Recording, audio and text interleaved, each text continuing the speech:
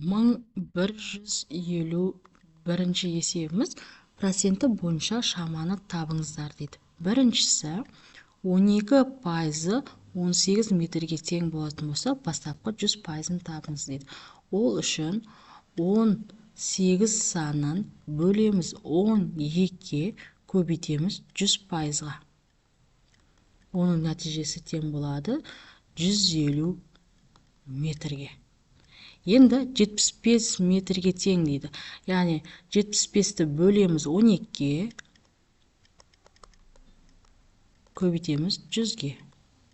Нәтижесі тең болады 6,25-ті, көбейтеміз 625-ті, көбейтеміз 100-ге. Ол тең екен бізде 625 метрге. Енді екіншісін шығарайық. Екіншісінде 8% 5,6 килограммға тең дейді. Сонда 5,6-ны бөлеміз 8-ге, көбейтеміз 100-ге. Тең бөлетін болсақ 0,7 шығады. Оны 100-ге көбейтетін болсақ 70 килограмм болады екен. Ал 4 килограммға тең дейді. Енді 4-ті бөлеміз 8-ге, көбейтеміз 100-ге. Нәтижесі тең болады 0,15 көбейтілген 100, сонда 50 килограмм болады екен. Келесі үшіншісі 15% 12 сантиметрге тең. Сонда 12-ні бөлеміз 15-ге, көбейтеміз 100-ге. Тең 0,18 болады. 0,18-ді көбейтеміз 100-ге. Жауабы тең болады 80 сантиметрге. Келесі 2,17-ні бөлеміз 15-ге, көбейтеміз 100-ге. Тең 0,18 болады, көбейтілген 100. Сонда жауабы тең болады 18 сантиметрге. Келесі төртіншісін шығарайық. 24% 9,16-ға тең. Сонда 9,16-ны бөлеміз 24-ге, көбейтеміз 100-ге. Сонда 0,14 болады, көбейтілген 100. Нәтижесі 40 тоннаға тең болады екен. Келесі 42-ні бөлеміз 24-ге, көбейтеміз 100-ге. 1,75 болады, бөлетін болсақ, көбейтілген 100. Нәтижесі тең болады 175 тоннаға тең болады. Келесі бесіншісі 21-ді бөлеміз 35-ге, көбейтеміз 100-ге. Оның нәтижесі 0,16 көбейтілген 100 болады. Сонда 60 километрге тең екен. Келесі 11,2-ні бөлеміз 35-ге, көбейтеміз 100-ге. Бөлетін болсақ, нәтижесі 0,32 болады, көбейтілген 100. Жауабы тең болады 32 километрге. Келесі алтыншысын шығарайық. 15-ті бөлеміз 75-ге, көбейтеміз 100%-ға. Ол дегеніміз 0,12-ні көбейтеміз 100-ге. Ол тең болады 20 центнерге.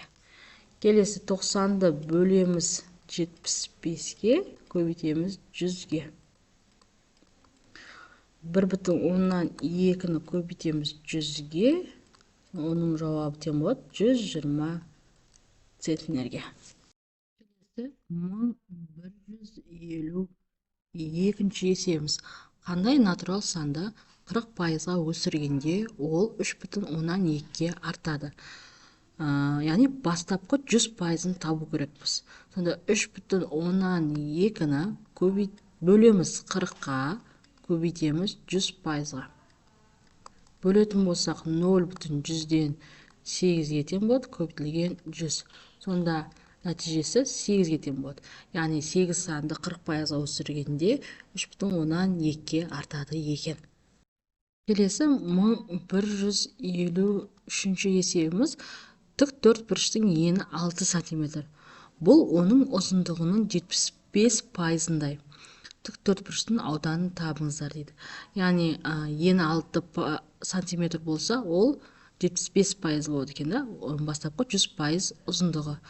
100%-ын табайық. Сонда 6 санын бөлеміз 75-ке, көбейтеміз 100-ге.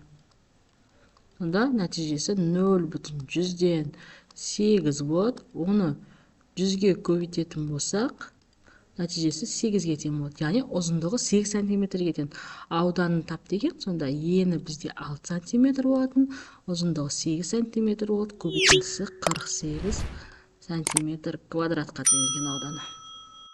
Келесі 1154 есебіміз шофер 5 күндік жоспарын 15%-ға артық орындап 133,4 тонна бидай тасыды. Шофер бір күнде жоспардан артық неше тонна бидай тасыды. Бастапқыда ол 100% болатын,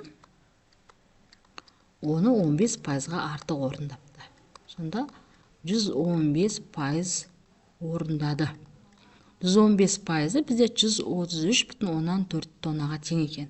Енді бастапқы 100%-ын табу үшін біз 133,4-ті бөлеміз 115-ке, көбейтеміз 100-ге.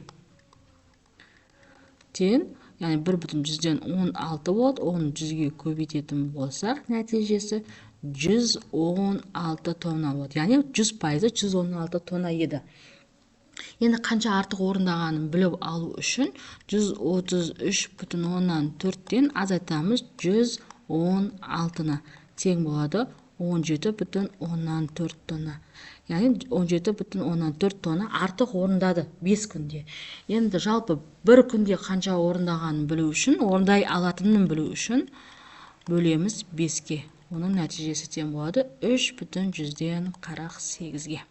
Сонда шофер бір күнде жоспардан артық 3,48 тонна бидай таси алады.